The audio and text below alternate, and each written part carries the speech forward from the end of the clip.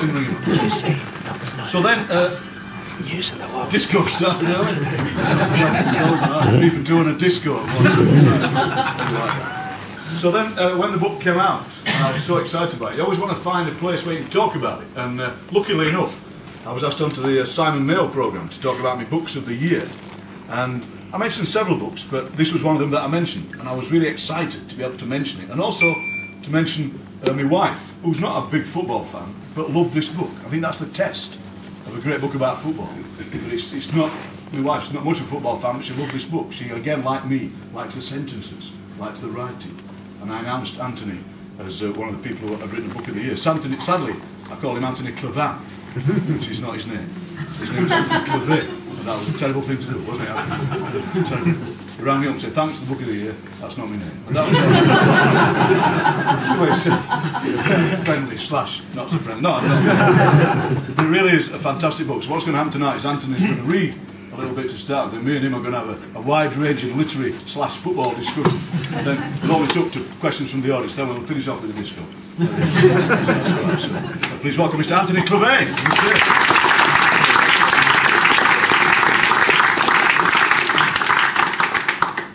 Very much, Ian. Thank you also not for mentioning the Barnsley 5-2 victory over Leeds. The thing is, I always like to ask Leeds fans, what time is it just before the hour? No, it's 5-2 or so. Thank you for not mentioning that. So, and also, thanks all for coming. It's kind of it's a bit like Bob Dylan's never-ending book tour. I know I've done a few events. I know I did the hardback launch here, and I've done events with various people you can see around the room already.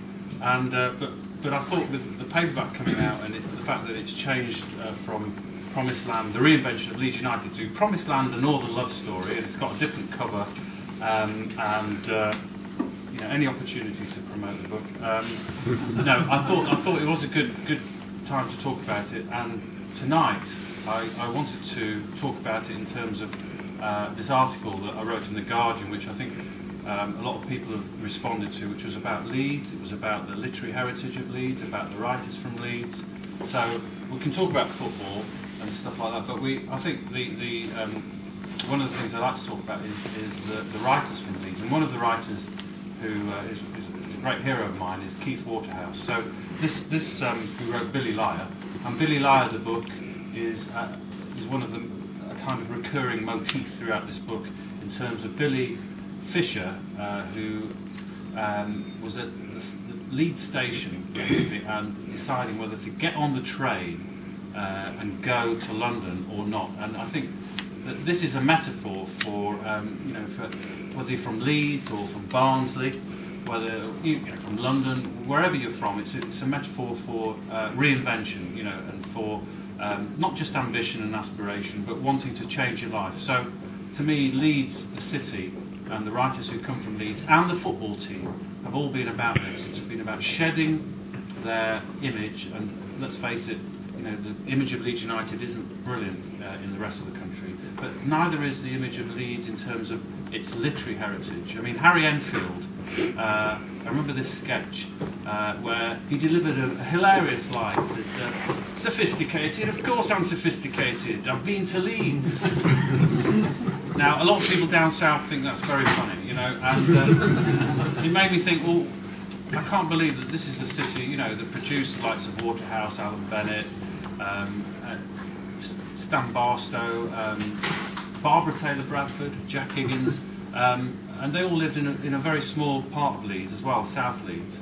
And then in later years has produced, so many great writers that I kind of wanted to redress the balance, and I just wanted to, in a way, not just talk about Leeds United tonight, but really talk about, I suppose, the pride that I have in the heritage, the literary heritage from Leeds. On the morning of the 4th of September 2009, as my dad was giving me a lift to Leeds railway station, we heard on the car radio that the journalist and novelist Keith Waterhouse had died. Dad immediately started telling me about the Mecca, the dance hall that he took Mum to when they started courting. It was now a fancy shop, he said, in one of those swanky Victorian arcades.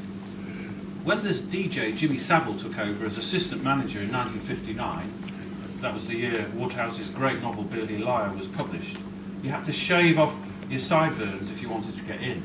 I don't think I get into that. Savile used to let the Leeds United players in for free, but when Rovey became manager, all that stopped. My dad, who was born in the same year as Waterhouse, explained that the Mecca was the inspiration for the Roxy, which was the venue where Billy and Liz, his free-spirited girlfriend, planned their great escape to London. My favourite moment in the film Billy Liar, which appeared in 1963, is when Liz, portrayed by Julie Christie as an irresistible force, a harbinger of an exciting future, a portent of the deliverance to come, skips through the half-demolished streets of her smoky old city towards a new, dynamic, classless, handbag-swinging, white-heat meritocracy. Now, I've always associated Waterhouse's classic tale of an upwardly mobile, inwardly anxious northern man with the story of Leeds. Waterhouse was born and brought up on an estate near Elland Road. The fantasy war sequences in Billy's mythical world of Ambrosia were filmed on the hedgerow, the steps of Leeds Town Hall, in an area off Wellington Road. The book was written in the late 1950s, when the city was on the cusp of a great transformation.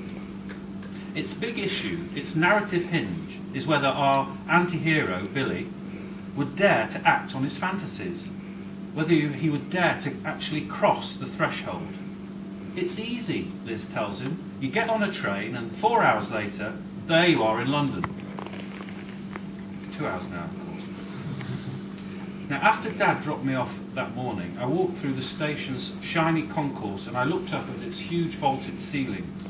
And as I watched the birds flying around in crazy circles, I remembered a sign that had once hung there and which bore the legend, Leeds, the promised land delivered.